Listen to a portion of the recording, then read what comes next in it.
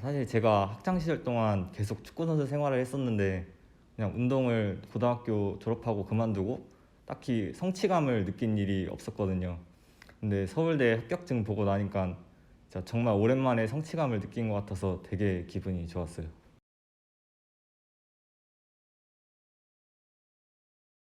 부모님께 전화로 처음 말씀드렸는데 되게 기뻐하셨고 특히 할머니 할아버지께서 오히려 저보다 더 기뻐하셔가지고 되게 뿌듯했던 것 같아요.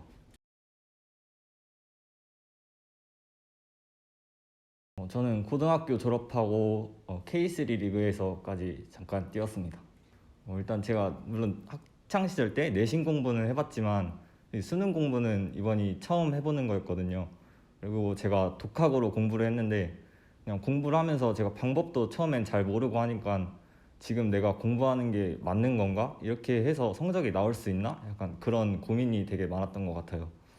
그래서 저는 그럴 때마다 그냥 수능까지 너무 멀리 보지 말고 그냥 오늘 하루만 열심히 하면 나는 합격할 수 있다 이런 생각 가지고 그냥 하루하루에만 최선을 다했던 것 같아요.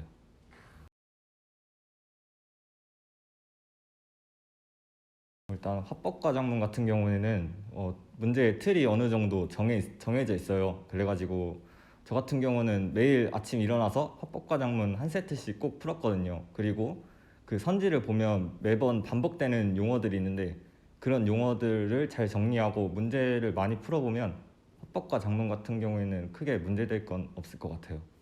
그리고 문법은 그리고 개념을 외우는 거는 당연하고 저는 문제도 많이 풀어봐야 된다고 생각해요.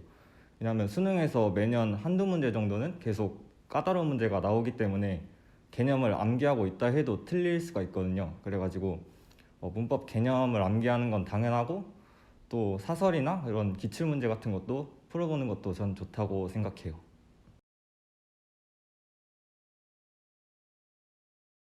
문학은 그런 주관적인 소재를 가지고 모든 학생들이 시험을 보는 거기 때문에 그 정답이 되는 선지만큼은 누가 봐도 맞거나 누가 봐도 틀리도록 낼 수밖에 없어요. 그래가지고 기출 분석을 많이 해가지고 선지에 있는 용어들이 어디까지는 허용되고 또 어디부터는 틀린 건지 그런 자기만의 판단 기준을 세워야 문학은 잘 할 수 있다고 생각합니다.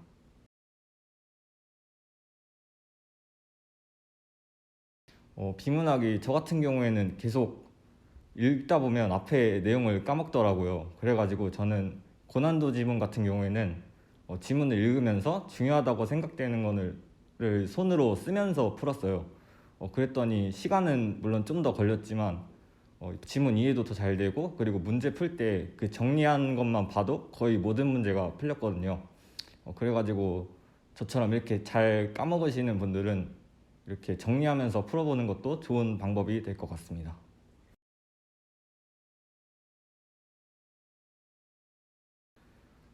국어는 화작문 문학을 최대한 빨리 풀고 남은 시간을 독서에 투자하는 것이다 라고 생각합니다.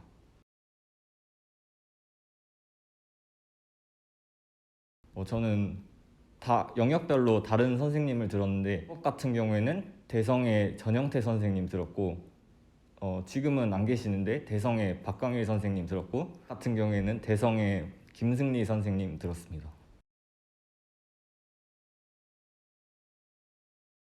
수학은 진짜 무조건 개념이 중요하다고 생각해요. 6월 전까지는 공부 시간이 그렇게 많지가 않았거든요. 6평 전까지는 기출문제 그런 건 아예 손도 안 대. 각 영역별로 개념만 확실히 돌렸어요. 6평 이후부터 기출문제나 킬러 문제 그런 거 풀었는데 이렇게 공부했더니 수능에서는 1등급 나왔거든요. 수능 초부터 너무 기출, 킬러 문제 그런 거를 고집하기보다는 일단 개념부터 확실히 하는 게 가장 중요하다고 생각합니다.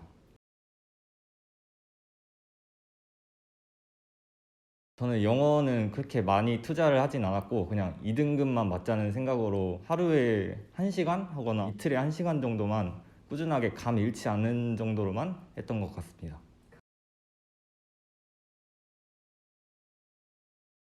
저는 한국지리랑 세계지리를 선택했어요. 정말 광고 그런 게 아니라 저는 메가스터디의 이기상 선생님 강의가 정말 좋았어요. 왜냐하면 일단 강의가 우선 너무 재밌고 또 수능에서 만점 받을 수 있는 만큼의 내용 그 이상으로 가르쳐 주시거든요.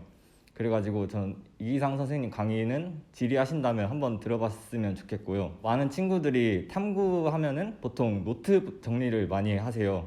성격상 노트 정리하는 걸 너무 싫어해가지고 저 같은 경우에는 그냥 탐구의 대단원들을 그냥 머릿속에 넣고 개념 틀을 그냥 머릿속에 넣으려고 했던 것 같아요.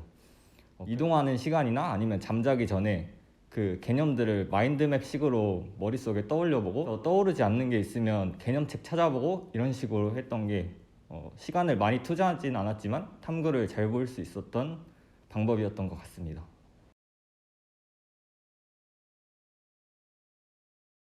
저는 한국사는 그냥 수능 전에 밥 먹을 때마다 매가에 계신 이다지 선생님의 9시간의 기적 강의를 들었거든요. 그래서 수능장 갔는데 한국사는 잘 봤습니다.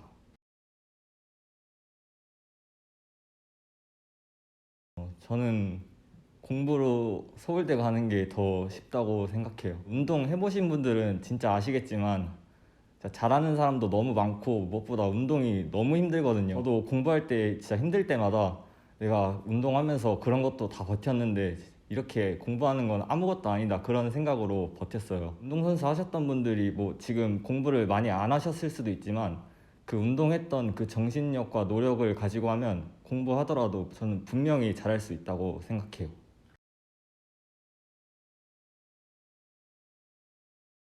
저는 입시 운동할 때 힘들었던 거는 제가 수능 전까지는 운동을 거의 안 하고 앉아서 공부만 했거든요. 수능 끝나고부터 바로 이렇게 운동을 하니까 솔직히 시즌 운동 첫 주에는 되게 몸 아픈 데가 군데군데 있어서 그게 좀 힘들었던 것 같아요.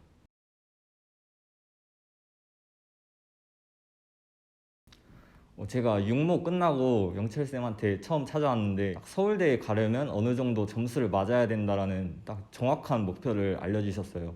여기 학원에 처음 상담을 오면은 여러 가지 운동 테스트를 하거든요. 근데 그 테스트를 끝나고 정확히 말씀해 주신 게 실기는 수능 끝나고 와도 만들어질 수 있으니까 성적만 맞춰오라고 말씀해 주셨어요. 수능 전까지는 정말 운동은 아예 안 하고 공부만 몰두했거든요. 근데 서울대에 합격하는데 이게 가장 중요했다고 생각해요. 실기도 정말 수능 끝나고 왔는데 다 합격할 수 있을 정도로 만들어 주셨습니다.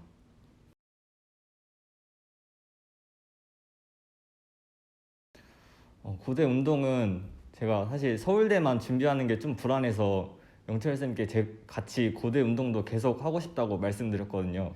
영철쌤께서 고대 운동 충분히 너는 서울대 끝나고도 할 수 있다 그렇게 말씀하셔서 운동은 서울대 운동 끝나고부터 시작했어요. 근데 높이뛰기는 제가 처음에는 아예 뛰지 못했거든요. 근데 영철쌤께서 저 한 이틀, 3일 정도만 잡고 저 자세만 교정해 주셨는데 이틀, 3일 운동하고 나니까 만점도 넘는 기록을 바로 뛰었어요. 여기 학원 오시면은 정말 영철쌤 말대로만 하면은 실기는 문제 없을 것 같아요.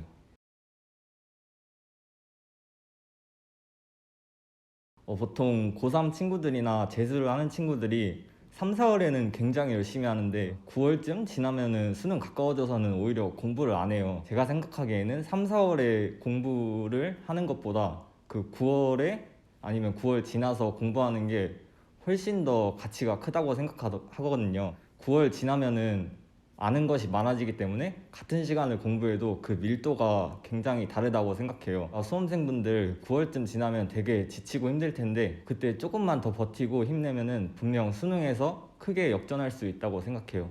운동하다가 그만두고 다시 공부를 시작하는 그런 운동부 학생들도 많을 텐데 정말로 제가 확신하는 거는 운동할 때 했던 노력만큼만 하면은 공부든 다른 거든 무조건 성공할 수 있을 거라고 생각해요. 그 했던 노력들이 절대 물거품 되는 게 아니라 다른 일을 할 때도 분명 도움 될 거기 때문에 지금 다시 시작하면은 자신감 갖고 하셔도 될 것 같아요. 수험 기간 동안 정말 자신에게만 후회 없을 만큼 공부하면은 분명 좋은 결과는 알아서 따라올 거라고 생각합니다. 그때 가자, 화이팅!